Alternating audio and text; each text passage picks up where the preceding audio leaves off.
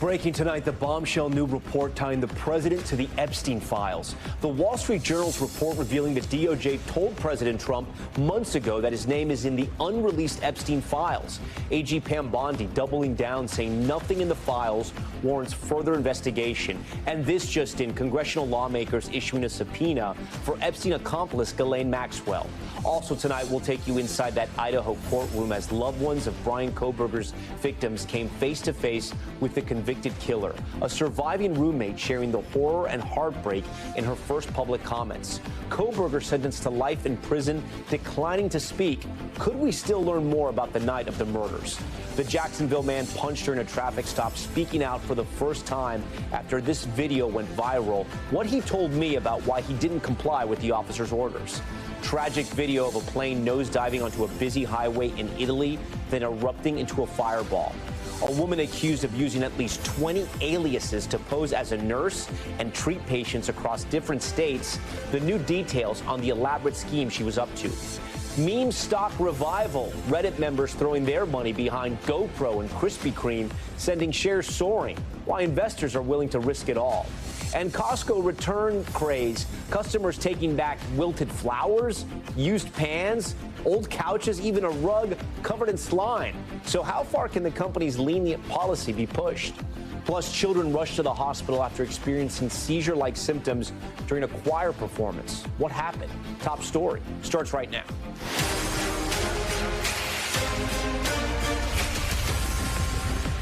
And good evening. We begin tonight with that bombshell reporting from the Wall Street Journal revealing President Trump's name in those unreleased Epstein files, and the Department of Justice told them months ago. The Journal finding that the DOJ told the president in May they discovered that Donald Trump's name appeared multiple times, according to senior administration officials. We should note that being named in the files is not itself an indication of wrongdoing. The report, coming as newly uncovered photos and videos obtained by CNN, show Epstein at Trump's 1993 wedding to Marla Maples and the two together at a fashion show in 1999. The White House responding, saying, quote, "These are nothing more than out-of-context frame grabs." The White House continuing to distance the president from the convicted sex offender, saying in part, the president kicked him out of his club for being a creep. And Attorney General Pam Bondi doubling down, saying nothing in the files warranted further investigation or prosecution. All this as Congress plans to depose Epstein's convicted associate, Ghislaine Maxwell, who's currently serving a 20-year sentence in prison. We have a lot to get to tonight, so we want to start with NBC's Kelly O'Donnell, who leads us tonight from the White House. Tonight, a new report that President Trump is named in the Epstein files. And the Wall Street Journal states that he was briefed in May by the Attorney General, Pam Bondi, that his name appeared multiple times, according to senior administration officials. The Journal writes the files contained what officials felt was unverified hearsay about many people, including Trump, who had socialized with Epstein in the past, saying Trump was told many other high-profile figures were also named. Tonight, neither the White House nor the Justice Department would respond specifically to whether the president's name is included. But a DOJ official points out a mention of anyone would not necessarily suggest wrongdoing. Further, the Attorney General, Pam Bondi, did release a statement. Nothing in the files warranted further investigation or prosecution. As part of our routine briefing, we made the president aware of the findings. Asked by reporters last week if the Attorney General told him his name is in the files, the president denied it. Did she tell you at all that your name appeared in the files? No, she's given us just a very quick briefing, and in terms of the credibility of the different things that they've seen. President Trump has said he had a falling out with Epstein 2 decades ago. The White House says the president kicked him out of his club for being a creep, dismissing the new report as fake news. In a separate update, a blow to the president's call to unseal secret grand jury testimony in the Epstein case, a push made by the DOJ after pressure, including the president's MAGA base. A federal judge in Florida denied the request, stating the government failed to meet any of the rare exceptions for disclosure allowed under the law. Kelly joins us now live from the White House tonight. Kelly, you have new information for our viewers about efforts to get more information from convicted Epstein accomplice Ghislaine Maxwell? Yes, of course, Epstein died in custody several years ago. His co-conspirator, Ghislaine Maxwell, who was his girlfriend and also a co-conspirator, is serving 20 years in prison for her role with Epstein in trafficking underage girls. Now, the new information is the White House says the Department of Justice expects to meet with Maxwell very soon. And then separately, the House Oversight Committee plans to do a subpoena for Maxwell for a deposition that would happen on August 11th. Now, Maxwell's attorney says she is considering whether she will go forward answering those questions or assert her Fifth Amendment right against self-incrimination. She's still appealing her own case. Tom? All right. Kelly O'Donnell first. Kelly, thank you. Now to the other breaking news we're following tonight. Bryan Kohberger sentenced to life in prison as family members of the 4 slain University of Idaho students come face to face with their killer. Sobs echoing through the courtroom as parents, siblings, grandmothers, and friends confronted Kohberger. Their statements ranging from pure anger to overwhelming grief. Kohberger remaining unfazed and unemotional through it all. When given the chance to make a statement, he said, quote, "I respectfully decline." The judge handing down 4 consecutive life sentences for murder, as well as 10 years for felony burglary, calling Kohberger a faceless coward now unmasked.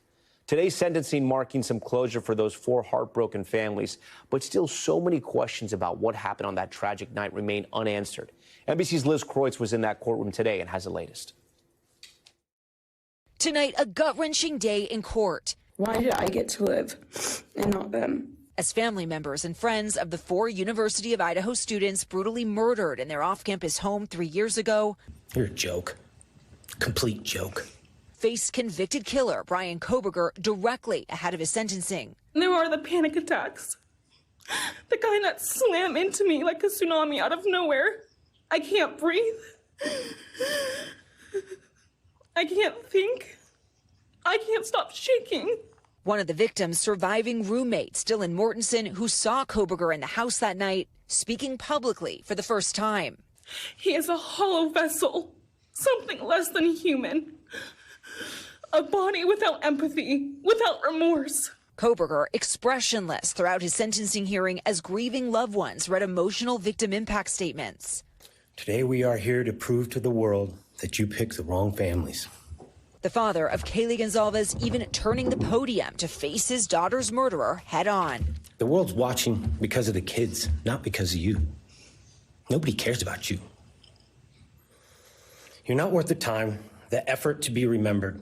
Later, he spoke outside. When I was looking at him, we had a stare down, and he's just filled with demons. In court, Kohberger not flinching as Kaylee's sister taunted the former criminology PhD student. The truth is, you're as dumb as they come. Stupid, clumsy, slow, sloppy, weak, dirty. I see through you. You want the truth? Here's the one you'll hate the most.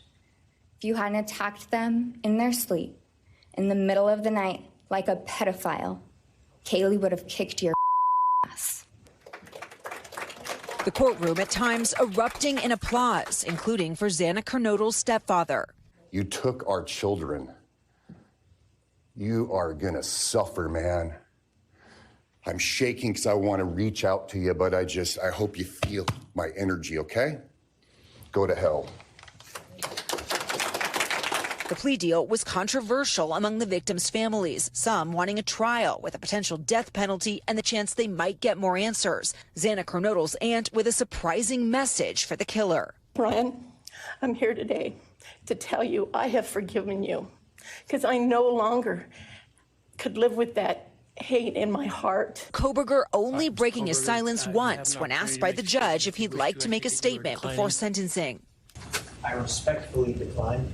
The judge laying into Kohberger for his silence and lack of remorse throughout the case, calling him a faceless coward before handing him down 4 consecutive life sentences with no possibility of parole. The time has now come to end Mr. Kohberger's 15 minutes of fame. But perhaps the most poignant moments today, the tributes to the 4 young lives that were stolen. Kaylee Gonzalez, Madison Mogen, Ethan Chapin, and Xana Kernodle. Because of him, 4 beautiful, genuine, compassionate people were taken from this world for no reason.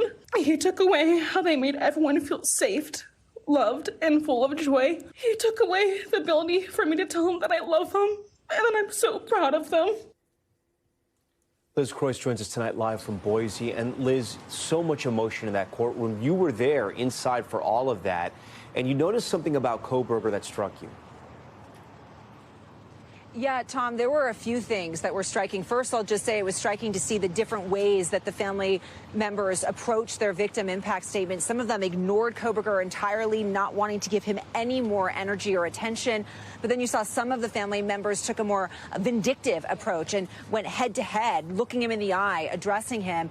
And the other thing that was just so striking, was watching Bryan Kohberger sitting there this entire hearing, emotionless, even as you could hear sobbing in the courtroom. His own mother was there crying. The judge at times tearing up, and yet he showed no signs of remorse as he was then given that sentence, walked out of the courtroom to begin life in a maximum security prison, Tom. All right, Liz Croyce for us there in Boise. For more on the dramatic Kohberger sentencing, I want to bring in legal analyst and trial attorney and good friend of Top Story, Misty Maris. Misty, so great to see you here tonight. So, some of the family members, they criticized the plea deal, and we learned from prosecutors in the hearing today, they never got a motive. Was this plea deal a mistake? What do you think? I think that you could see it either way, Tom, and I understand why some of the families felt like this did not give them the closure that they needed. But quite frankly, there was probably never a time they were going to get that, specifically with the motive.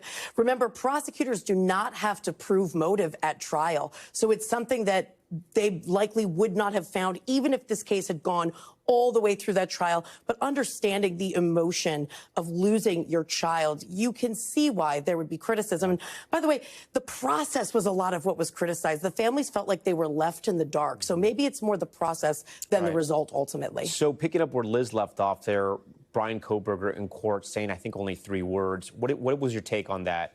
I wasn't surprised to see that because there would be no incentive for him to speak. There's no benefit for him to make any sort of statement, and he's not required to under the law. So the advice would generally be not to make that statement. That being said, it leaves so many unanswered questions, but would he have been truthful if he had said something? Yeah. From the impact statements, did you glean anything? Was there anything new that you learned? So we learned that Kaylee, actually, there was a second weapon. We only knew about the K-bar knife. We learned that there was other trauma. So we learned that during the course of those victim impact statements, and at a press conference after, we learned that some of the documents that were under seal were actually shown and spoken to with the families by prosecutors the day before the impact statement. So a lot of what they did not know was revealed, at least to them, before they went into the courtroom today. Was it unusual to see the judge and the prosecutor get emotional in this case? This was very unusual. The judge almost made a victim impact statement himself, visceral, as to Bryan Kohberger, saying, you've shown no remorse. And it was really, really moving on every front. Is this it for the family? Is it over? Are we done hearing from Bryan Kohberger? Can he do an interview later on? Can he ever speak out again, or is this it? So he can do an interview later on, Tom, and that's something that the family expressed concern about. If he had gone to trial, there would have been multiple appeals. If he was convicted, he would have been a bit stifled from what he could say. Now there's no limitations. Idaho does have laws called Son of Sam laws, meaning he cannot profit from anything that he puts out there, but it doesn't stop him from making those statements. All right, Misty, always great to have you on the show. We thank you. Also breaking tonight, 3 police officers shot in Ohio after reportedly being ambushed. Gunfire erupting this afternoon in Lorain, just outside of Cleveland. The city's mayor saying that 1 suspect was killed, but it's still not clear how many suspects there are. 2 of the officers were airlifted to a local hospital. No word on their condition. The incident is under investigation.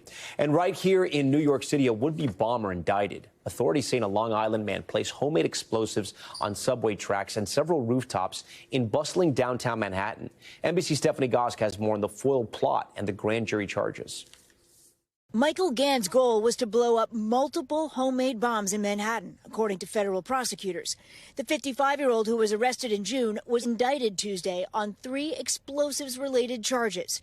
Authorities say he made at least 7 improvised devices and brought them from Long Island to New York City. The NYPD says Gann had not been on their radar until receiving a tip. So this was a matter of hours, and important for the public to know that we follow leads not only thoroughly, but incredibly quickly wherever we need to take them in order to keep the public safe. The bombs, according to the indictment, made with chemicals and components bought online, including 200 cardboard tubes and 50 feet of fuses. One of the IEDs contained 30 grams of explosive powder, which is approximately 600 times the legal limit for consumer fireworks. The indictment alleges Gann tossed one of the IEDs onto the subway tracks on the Williamsburg Bridge and stored 5 of the homemade bombs, along with 4 shotgun shells, in New York City's Soho neighborhood on multiple apartment rooftops. One of those rooftops is right here, a place where people live, work, where tourists come to shop. It is chilling to imagine what may have happened if Gann had followed through with this alleged plot. We're still working to discern the intent. Authorities do not specifically say what Gann's motive was, but included this social media post in the indictment. Tagging President Trump, it reads in part, "Here in New York City, it's too bad the wall wasn't built. They seem to be coming and coming." Gann has not entered a plea, and his attorney would not comment on the case. With that, Stephanie Goss joins us tonight from downtown Manhattan. Stephanie, what else do we know about the suspect's background in this case? Yeah, Tom, the criminal complaint says that he had a long rap sheet, 30 arrests, 12 of those arrests were felony arrests, and then his neighbors and authorities say he has a history of mental illness, Tom. All right, Stephanie Goss for us. Stephanie, we thank you. Now to the severe weather threat as extreme heat pushes across the country, putting 135 million at risk. Summer storms wreaking havoc across the Midwest, torrential rain flooding neighborhoods in Minnesota, and washing out roads in Michigan's Upper Peninsula. This pavement here crumbling, you see it there, quickly turning into a rushing waterfall. Let's get right to NBC News meteorologist Bill Cairns. Bill, you're tracking a confirmed tornado in Wisconsin? Yeah, associated with these storms that you just showed that did all the flooding in areas of Michigan, Wisconsin, and northern portions of Minnesota. So that's with this line. We don't have any other active really bad flooding, but this line of storms in northern Wisconsin is about to go through the Green Bay area. You're under a severe thunderstorm warning, maybe some wind gusts up to 60 miles per hour. So stay inside for about the next half hour or so till those go through. To the north, where you see that little icon reporting here, this is where the tornado was reported, just to the west side of Oconto. This line of storms has now moved through. The tornado warning has since been dropped. But again, some strong thunderstorms here with some high wind gusts. And we don't know exactly yet, it just happened, how much damage has been done by that public reported tornado as it was approaching those areas. So, Tom, we'll give you updates if we hear anything else. Yeah, before you go, let's also talk about the heat, because I know it is on for a lot of the country and headed this way. Yeah, it's supposed to be hot this time of year, but the humidity is just making it unbearable at times. At one point today in New Orleans, it felt like 112 degrees. We still got 134 million people at risk, and now we're starting to add Philadelphia, New York's into it, areas up in southern New England. That'll be more for Thursday afternoon, definitely on Friday. And even at this hour, it still feels like 107. All the way from New Orleans, you go straight up the Mississippi River. That's where the worst of the humidity is. And this heat dome is slowly going to weaken, but not fast enough for many people. Tomorrow, 111 in Memphis, Chicago at 104, and then Friday will be the really hot day on the eastern seaboard. From Charlotte to New York, everyone's going to feel 100 plus during the afternoon, and that's in the shade, remember. In the sun, it's much worse than that. And for everyone in the South, Tom, as we've been saying, the heat is here to stay. Areas like South Carolina feeling like 100 plus at least through the weekend. All right, Tallahassee there too, hitting 100. Okay, Bill, we thank you. When Top Story returns, this is a crazy story. In the imposter nurse arrested, police detaining a woman who allegedly used at least 20 aliases to fool her employers. Why she was doing it. Plus the high-profile apology from one of the biggest names in sports, months after this Ole Miss college student spoke exclusively to us on camera about a vicious and false rumor that changed her life forever. And the dream come true for a local kidcaster who's giving the pros a run for their money. Stay with us.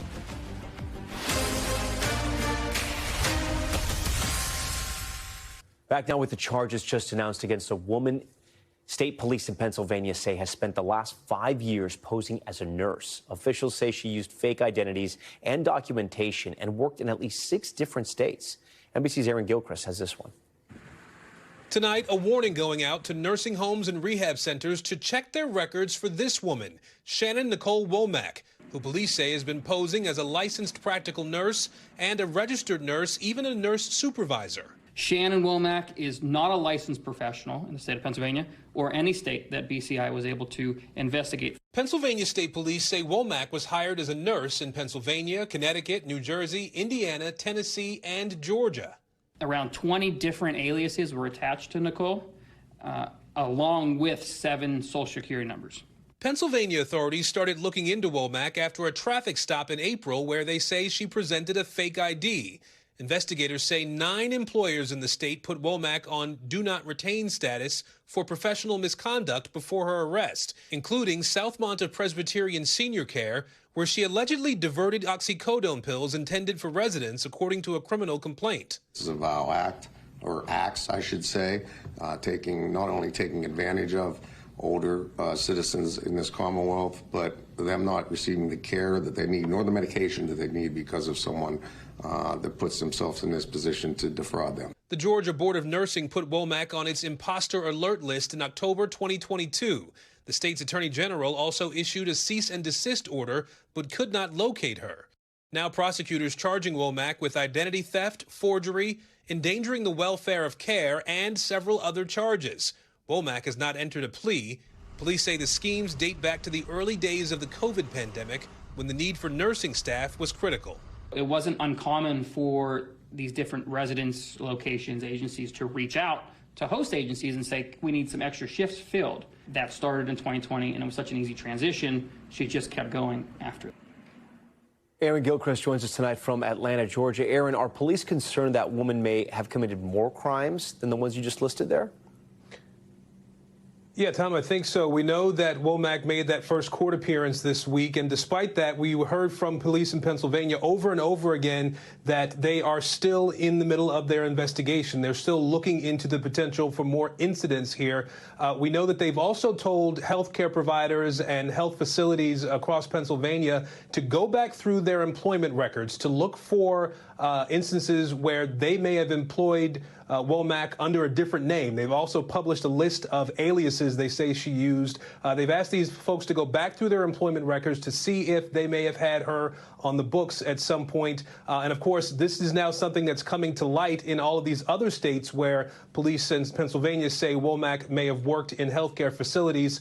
In Georgia, for example, we know, as we noted, that cease and desist order was something that came out after complaints were filed about Womack, again, potentially using different names, and the investigation was completed by the nursing board for the state of Georgia, where they said they needed to take some action to list her among the people who were imposters, they say. And so this is something, Tom, that I think these agencies are going to continue to look at to try to see if other people may have been impacted. You think about that one facility in Pennsylvania that we mentioned with the oxycodone that was missing. They said there were 120 pills missing, affecting several patients who were not getting their medication as a result of those pills having been taken, Tom. All right, Aaron Gilchrist for a wild story. We thank you for that. Still ahead here on the broadcast, one of Matthew Perry's doctors pleading guilty in the beloved star's ketamine overdose death, the prison time he now faces. Plus, the Costco returns craze. Do you know about this? The backlash erupting online over the items customers are bringing back to the store. Rugs covered in slime, soiled mattresses, half-eaten food. What? How far are customers willing to go?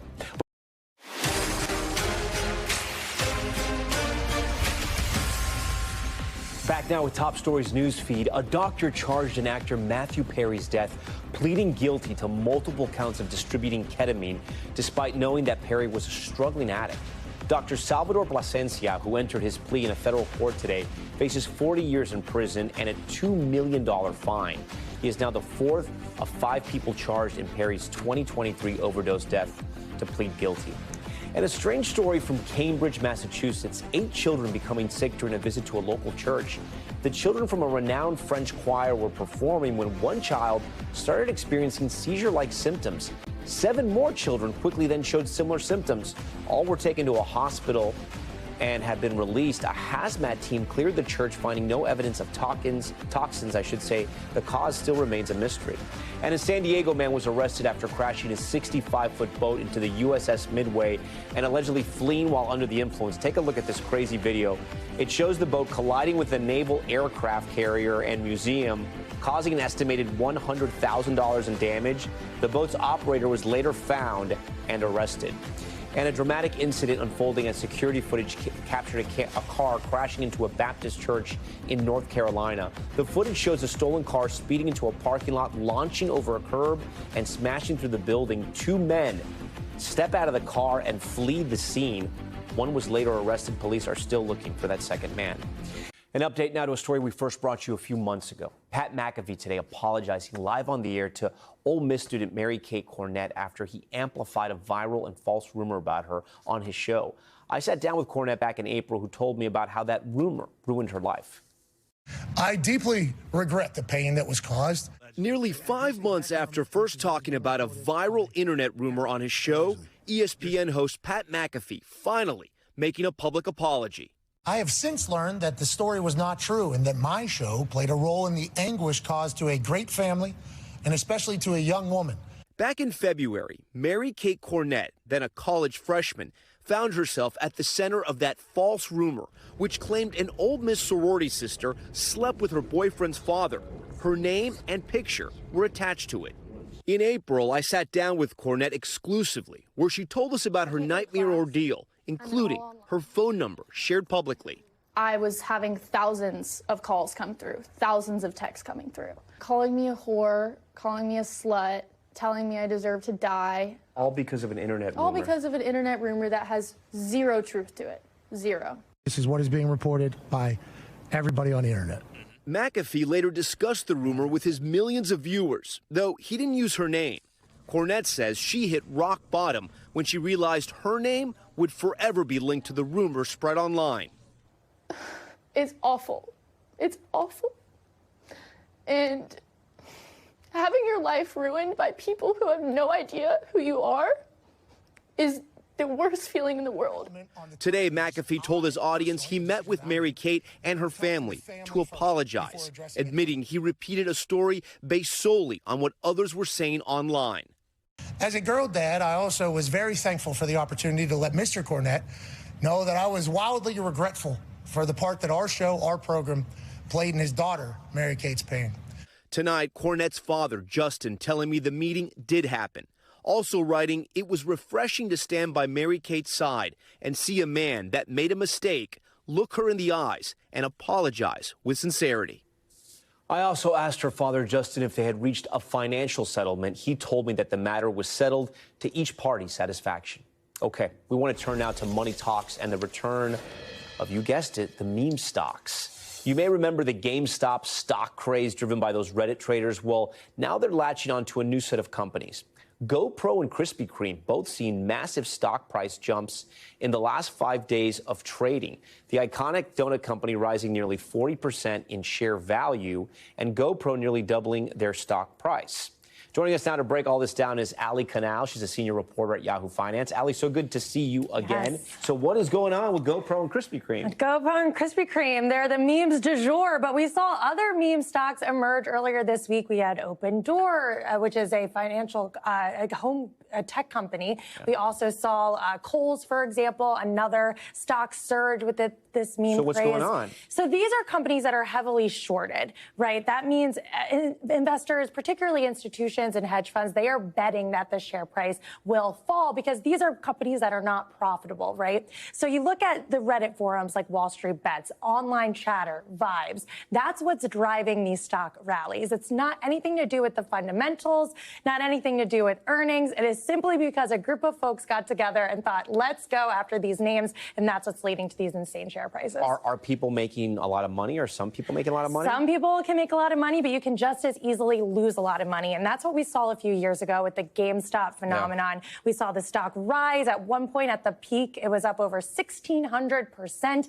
But then we saw a very significant crash just a week or so after that. So same type of situation here. You can make a quick buck, and there's totally a lot of risk on sentiment in this market, but you can also lose a lot. Do we know how many people it usually takes to sort of start the meme stock phenomenon? Is it one guy with an idea pointing to one stock and then people just jump in? I mean, is there some type of trend we're seeing already on this? So Roaring Kitty, this is basically the leader here of the meme frenzy. He typically flags, a particular company or particular stock that he's looking at. He's still doing it? He's still doing it. And then you have this herd mentality. You have people that have been following him since 2021. And you see these pops every so often. But this week in particular was intense, and probably the most intense that I've seen in the market when it comes to this meme stock TikTok resurgence since those 2021 crazy highs. You know, with Roaring Kitty, you know, if the legend is true, there was also sort of, he was trying to beat the big guys, if you will.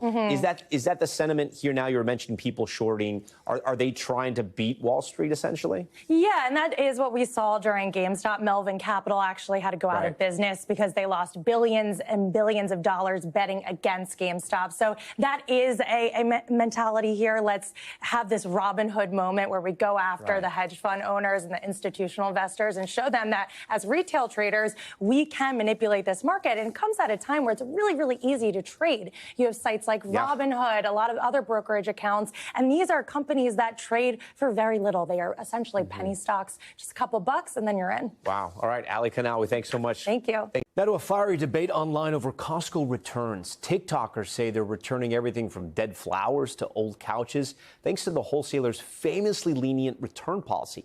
But critics say they're taking things way too far, worried it could push the company to change course.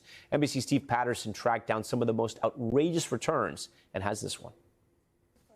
When TikToker Evelyn Juarez saw that her toddler had done this. Look at what this human did. Jelani. She put slime on my carpet.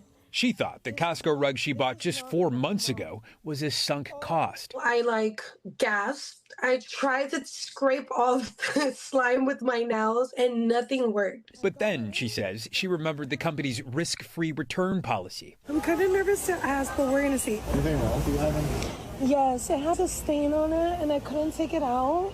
That's fine. To her amazement, she says it worked.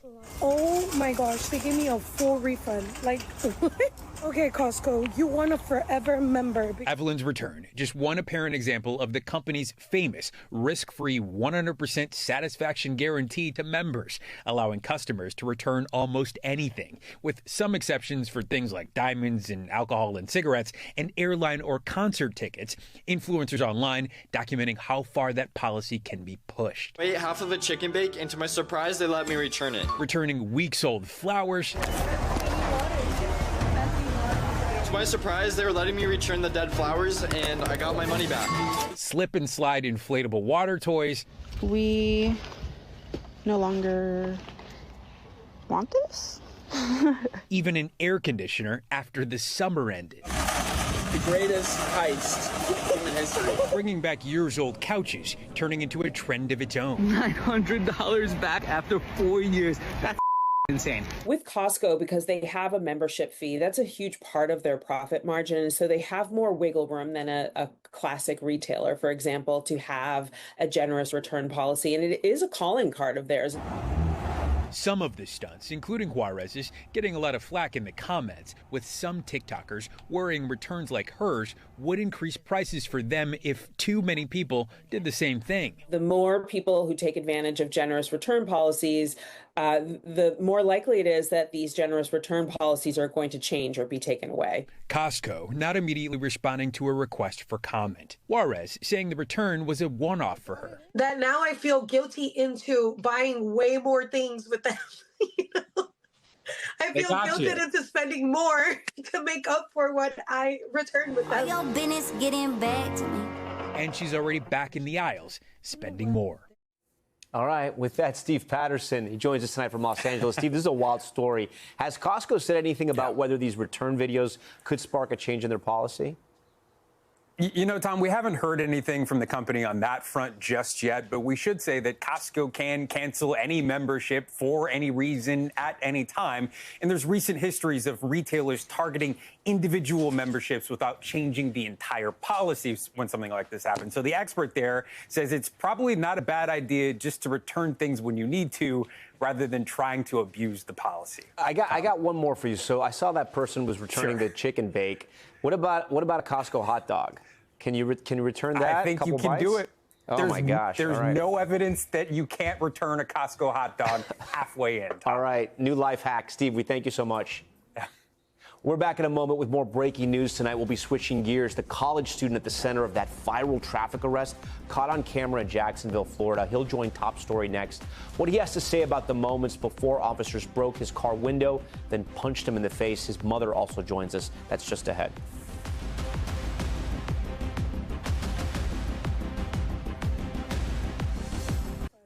when TikToker Evelyn Juarez saw that her toddler had done this. Look at what this human did. Jelani. She put slime on my carpet. She thought the Costco rug she bought just 4 months ago was a sunk cost. I gasped. I tried to scrape off the slime with my nails and nothing worked. But then, she says, she remembered the company's risk-free return policy. I'm kind of nervous to ask, but we're going to see. Anything wrong? Do you have any? Yes, it has a stain on it and I couldn't take it out. That's fine. To her amazement, she says it worked. Oh my gosh, they gave me a full refund. Like, what? Okay, Costco, you want a forever member. Evelyn's return, just one apparent example of the company's famous risk-free 100% satisfaction guarantee to members, allowing customers to return almost anything, with some exceptions for things like diamonds and alcohol and cigarettes and airline or concert tickets. Influencers online documenting how far that policy can be pushed. I ate half of a chicken bake, and to my surprise, they let me return it. Returning weeks-old flowers. To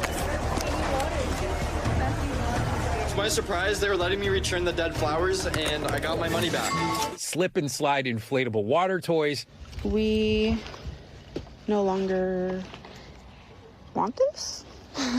Even an air conditioner after the summer ended. The greatest heist in human history. Bringing back years-old couches, turning into a trend of its own. $900 back after 4 years. That's insane. With Costco, because they have a membership fee, that's a huge part of their profit margin. And so they have more wiggle room than a classic retailer, for example, to have a generous return policy. And it is a calling card of theirs. Some of the stunts, including Juarez's, getting a lot of flack in the comments, with some TikTokers worrying returns like hers would increase prices for them if too many people did the same thing. The more people who take advantage of generous return policies, the more likely it is that these generous return policies are going to change or be taken away. Costco not immediately responding to a request for comment. Juarez saying the return was a one-off for her. That now I feel guilty into buying way more things with them. You know? I feel guilted into spending more to make up for what I returned with them. Your business getting back to me. And she's already back in the aisles, spending more. All right. With that, Steve Patterson, he joins us tonight from Los Angeles. Steve, this is a wild story. Has Costco said anything about whether these return videos could spark a change in their policy?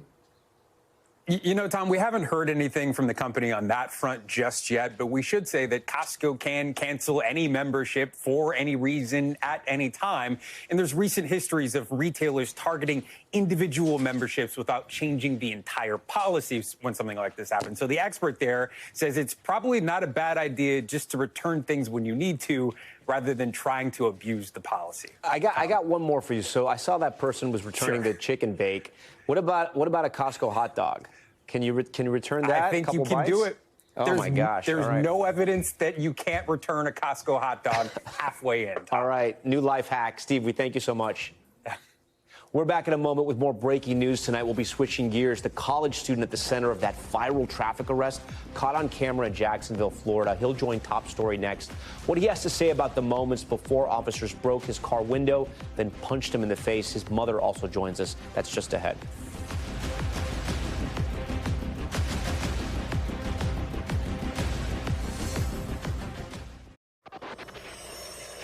We're back now with Top Stories Global Watch. We begin with horrific video of a fiery plane crash on a highway in northern Italy. Surveillance video showing the small plane plummeting into the ground Tuesday, narrowly missing a car and a truck. Italian authorities saying both people in the plane were killed. Multiple people on the ground were injured but expected to recover. And in Southeast Asia, at least 3 people are dead and thousands remain sheltered as tropical storm Wifa floods the region. Video from the Philippines this weekend showing a house sinking into the rising floods. Residents in the capital, Manila, evacuated before the devastating flooding. The storm, which has decreased from a monsoon, is the first major storm to hit that region this year. And an unexpected discovery on a Scottish beach, a 250-year-old warship that fought in the American Revolution. A schoolboy out for a jog on a remote Scottish island discovering the ribs of a wooden ship last February. After a year of analysis, scientists saying it is the Earl of Chatham, a warship that escorted British ships during the American Revolution. It retired as a whaling ship until its watery fate off the coast of Scotland in 1788. All right. Back here at home, an update in the case of that black college student in Florida punched in the face by a police officer during a traffic stop in February. That man and his family speaking out today, calling for justice, and the new details we're learning tonight about that officer involved. Marissa Parra has the latest. Can you call your supervisor? Can you call your supervisor? All right, go for it. For the first time since this video of a Florida traffic stop turned violent captured the nation's attention, the man at the center of it talking publicly about that day. I just really wanted to know, why I was getting pulled over and why I needed to step out the car when I know I didn't do nothing wrong. I was really just scared. The driver, 22-year-old William McNeil Jr., posted this video of the February incident already in progress, recorded when Jacksonville officers pulled him over, according to the arrest report, in part because his headlights were off in the rain. Body cam video released by the Jacksonville Sheriff's Department shows McNeil received several warnings. Open the door and exit, or we are going to break the window. Before an officer broke his window and punched McNeil in the face. Exit the vehicle! What he exhibited was a 21st century Rosa Parks moment. Now represented by civil rights attorney Ben Crump, McNeil pled guilty to resisting an officer and driving with a suspended license. He can be seen in his booking photo with a bloodied lower lip. His family today demanding justice. And you need to terminate that officer immediately. Immediately. The officer in question, Donald Bowers, had 5 previous complaints according to police records. 3 of them were substantiated, resulting in either counseling or reprimand. Bowers' statement in the arrest report says, quote, the suspect was reaching for the floorboard of the vehicle where a large knife was sitting. Today, McNeil spoke with Tom about that allegation. I never reached for the knife. The knife was under the seat and I was held at gunpoint. Jacksonville Sheriff's Office says Officer Bowers has been stripped of his law enforcement authority while the department conducts an internal review. Marissa Parra, NBC News. We thank Marissa Parra for that story. Joining us now is the man in that video, William McNeil Jr., along with his mother, LaToya Solomon, and one of his attorneys, Harry Daniels. I thank you all for being here on Top Story tonight. William, I do want to start with you here. I know your lawyers have said you suffered a number of injuries in this incident. We have seen the video. We saw what happened to you, how you were punched in the face by that police officer. How are you doing tonight? I'm doing the best I can. Did you suffer injuries to your teeth, to your cheek, to anywhere where you were hit? Yeah, I suffered injuries to my teeth and my lip. So you shot this video the day of the incident, which is back in February, and yet you just released it this past weekend. Why did you decide to wait so long to show this video to the world? I didn't feel like speaking out. So, a lot of emotion. But I needed to speak out for the next person. Is that why you thought it was important to post the video? Yes. Were you surprised by the reaction, or did you know what had happened to you and what that video showed? I was a bit surprised. Yeah. LaToya, I can't imagine what it was like for you to watch that video. You heard the story from your son, and then to see that. Talk to me about that moment. The moment I seen the story, it was just very heartbreaking that my son had to endure that kind of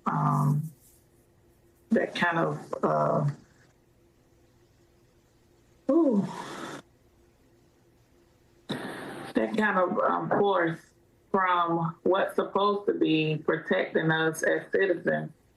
He was basically beaten like an animal. I've been angry ever since. Harry, the sheriff's office says the officer involved has been suspended, that they are investigating. What else are you seeking in this case?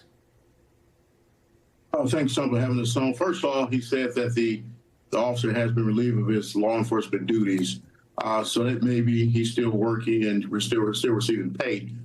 We're seeking redress, justice, if that's in the form of a federal lawsuit. We also will be seeking for the Department of Justice to get involved in this matter. We'll be sending a formal letter to the Department of Justice for them to review this matter, because we believe this is a clear unconstitutional violation, clear use of force does not only violate the state of Florida laws, but also the United States federal laws. And we are seeking redress to ensure that the prosecution, federal prosecution of this officer move forward. We cannot guarantee, but we are still going to try. The state's attorney's office looked at this video and determined no criminal act was done. But Tom, they didn't even talk to Mr. McNeil. How can you make a determination? Don't even talk to the victim. The victim has rights. The state of Florida have rights. At least any investigation will talk to the person who's alleged victim in this case. But we're going to seek every angle, every avenue, every alley that we can pursue to find justice for Mr. McNeil. Yeah, William, a lot of people are going to be watching this video, watching the news reports. They're going to ask themselves, why didn't he lower the window? Why didn't he open the door? What would you say to those people? I was scared. Y'all didn't see what I see.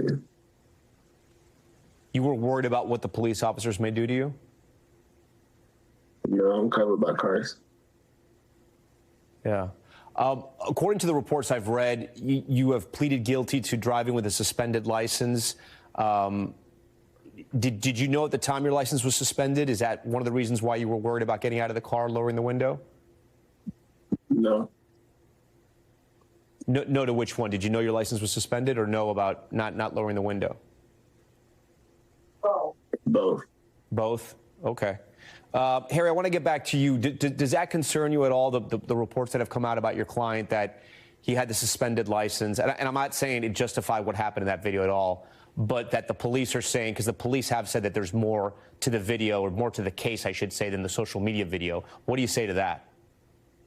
No, it doesn't concern us at all. And that's a great question, Tom, because one, even if having a suspended license or driving without lights on and during the rain, or not having a seatbelt on, all those things what you call civil infractions, which you receive fines. They're not necessarily jailable offenses. You receive fines for these things.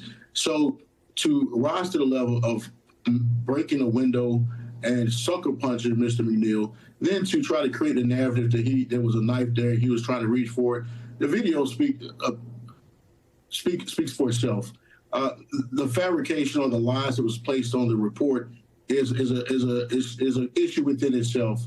So the fact that resisting without violence, one, it was an unlawful traffic stop. Yeah. Let's be clear. This was an unlawful traffic stop. So everything that stemmed from this was unlawful. So the question is, can you resist an unlawful act? In order for you to resist arrest, it must have to be a lawful arrest. That did not take place. This was a pretextual race-based stop, and their goal was to get to Mr. McNeil in his vehicle. What do you say to Harry, what do you say to the fact about the taillights not working, or the headlights?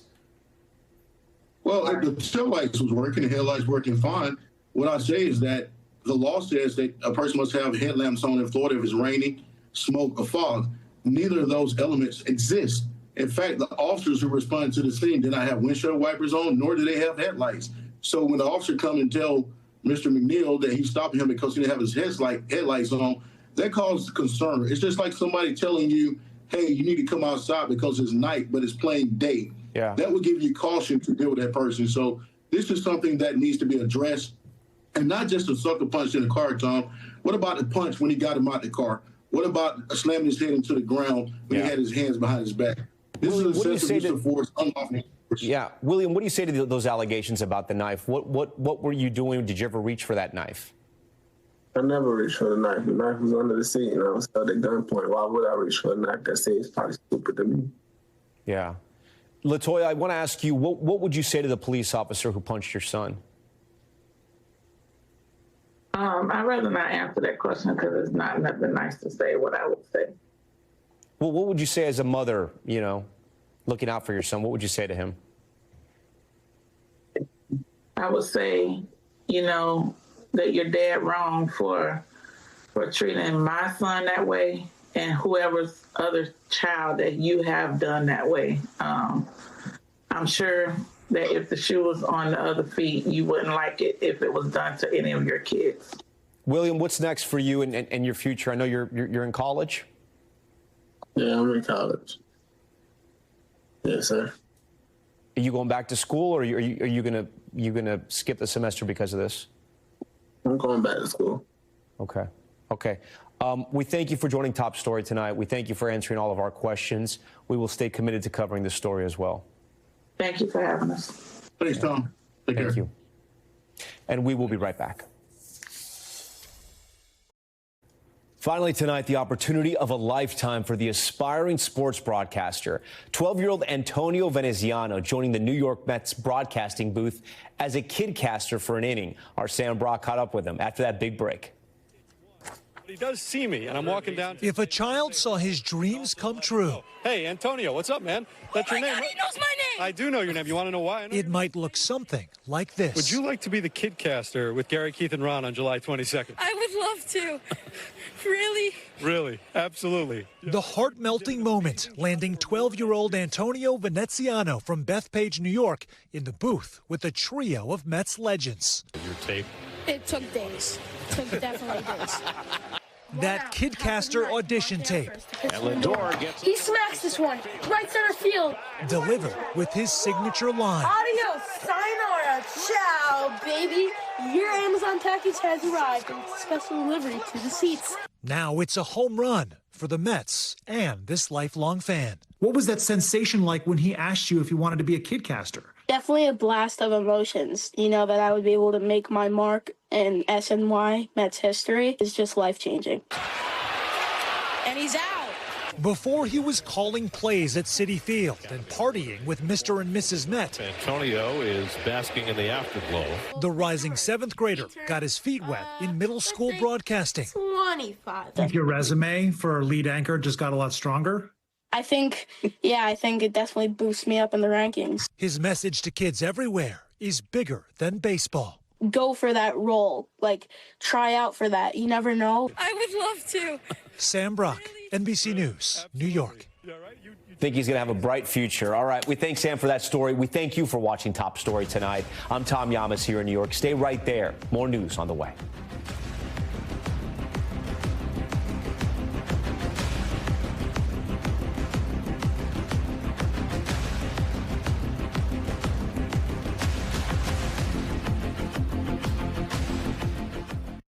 We thank you for watching, and remember, stay updated on breaking news and top stories on the NBC News app or watch live on our YouTube channel.